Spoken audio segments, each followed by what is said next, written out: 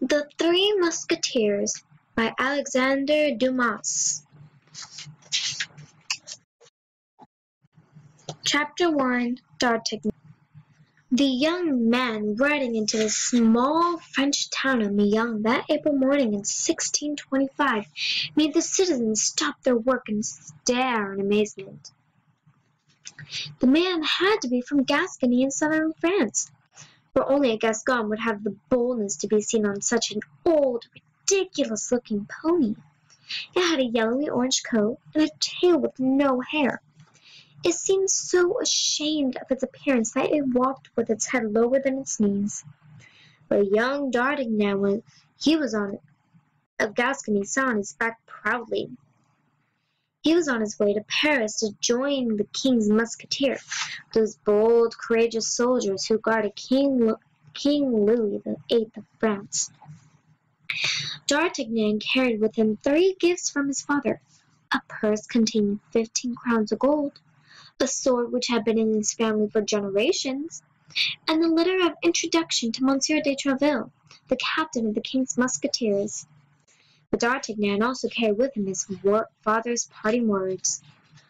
"My son," he had said, "I have taught you how to handle a sword well. You must never draw back from a duel.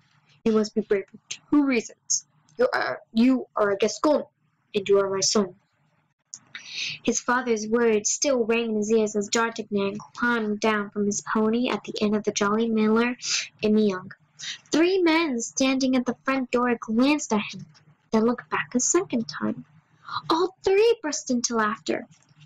"I say, sir," said D'Artagnan, approaching the men, "tell me what you are laughing at, and we will laugh together." The tallest of the 3, a dark-haired nobleman with a patch over one eye and a scar on his cheek, looked from the pony to its master. "I am not speaking to you, sir," he said with a sneer. "But I am speaking to you," cried D'Artagnan. The nobleman ignored D'Artagnan, but pointed to the pony and whispered something to his friends. All 3 laughed again. D'Artagnan drew his sword and cried, "Gentlemen, you laugh at a pony, but do you dare laugh at its master?" "No one tells me when to laugh," said the nobleman. "I laugh when I please."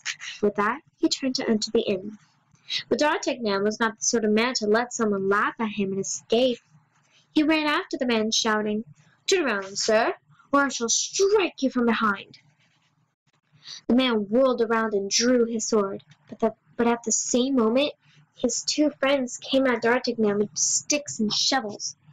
One heavy blow opened a large gash in his head, and another knocked him unconscious. The innkeeper sent 2 of his servants to carry the wounded young man inside. As they placed him on the bed, a letter fell out of his pocket. The innkeeper picked it up and saw that it was addressed to the captain of the musketeers. "Perhaps the nobleman outside will be interested in this," he murmured. And the nobleman was. "What business can that boy have with my enemy?" he exclaimed in surprise. Well, my business here, milady, is more important right now. I shall look into this letter later." Meanwhile, D'Artagnan had regained consciousness and staggered to the door. He saw the nobleman talking to a beautiful young woman seated in an elegant carriage. The man's words reached D'Artagnan's ears. "The cardinal has ordered you to return to England at once, milady. Be at the court often, and let him know if the Duke of Buckingham leaves London." "I understand," replied the woman, "but you must leave quickly, too. The least delay such as that young man can ruin our plans." The nobleman leaped on his horse and galloped off in the direction of Paris. "Come back, coward!" cried D'Artagnan, running out the door. But his wounds had left him too weak to take more than a few steps. As he stumbled back to the inn, he wondered what the mysterious conversation meant. The cardinal they had talked about had to be the Cardinal Richelieu, the powerful man who really ruled France, and the Duke of Buckingham. Why, he was the Prime Minister of England, the real power behind King Charles I. Was a war being planned between the 2 countries? He'll find out when he reached Paris. The next morning, as D'Artagnan was dressing to continue his journey, he discovered that his letter to Monsieur de Treville was missing. He burst in furiously on the innkeeper and demanded to know where it was. "Oh, monsieur," said the frightened man, "it was a stranger you challenged to a duel. He stole your letter while you were unconscious." "The scoundrel! I shall report him to Monsieur de Treville when I reach Paris."